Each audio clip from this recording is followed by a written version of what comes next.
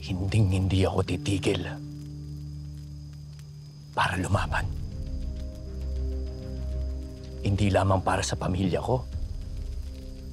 Hindi lamang para sa lahat ng taong pinatay nila sa palangga. Kundi para sa lahat ng taong nangangailangan pa ng tulong ko. Bilang si Black Rider.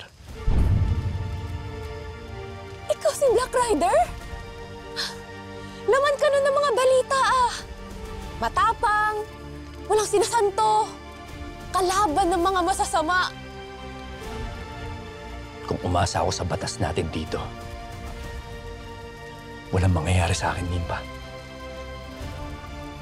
Dahil ang batas ay para lamang sa mayayaman. At hanggang ngayon wala pa ring hustisya para sa ating mga mahihirap. Sa pakatapang mo, Black Rider.